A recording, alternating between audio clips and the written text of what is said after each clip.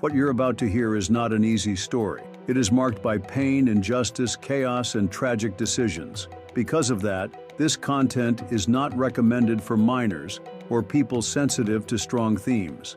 Despite the harshness, there are lessons that can transform lives. Let us walk together through this dark valley of biblical history. It was a time without a king, without leadership, without direction. Everyone did what was right in their own eyes.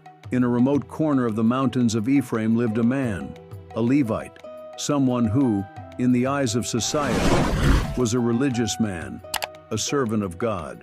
But even among those who were supposed to guide the people, there was confusion and a lack of discernment. He had with him a concubine, a woman who, for reasons not entirely clear, ran away and returned to her father's house in Bethlehem of Judah. 4 months passed, and then he decided to go after her.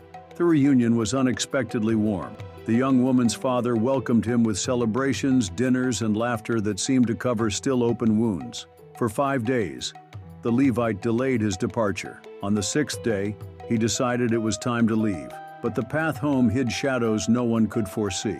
As night fell, they approached the city of Gibeah, which would later become Jerusalem.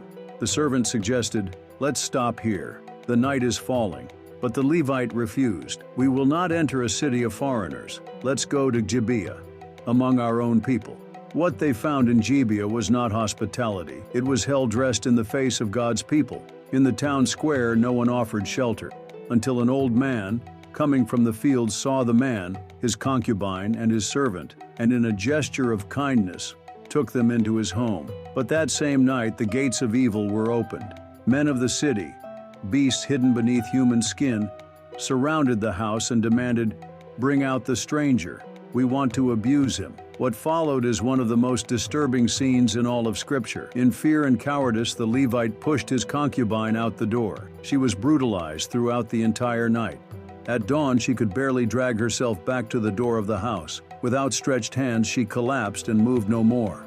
When the Levite opened the door, he found her fallen, lifeless. "Get up," he said. But there was no answer. Life had left her. What he did next shocked the entire nation. He picked up the woman's body, took her home, and in an act that still defies understanding, cut her body into 12 pieces.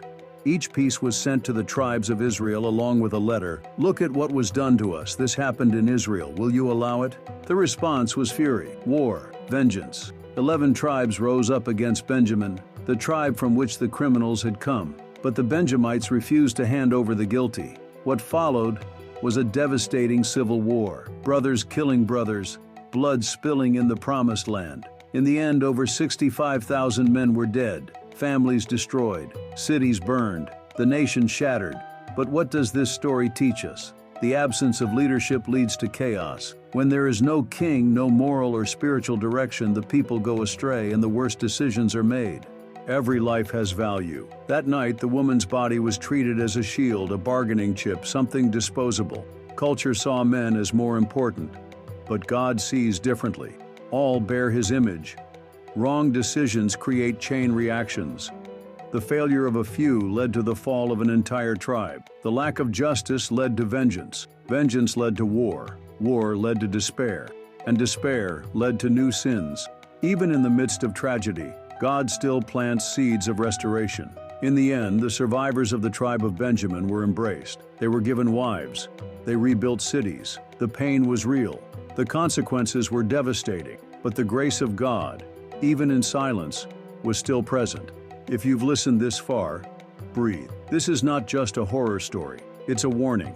It's a mirror. In times where everyone lives as they please, where truth is relative and justice is neglected, stories like this remind us, without God, we are capable of the greatest atrocities. May this story awaken us, shake us, and bring us back to the fear of the Lord. If it touched your heart, share it. You might be helping someone come out of the darkness before it's too late.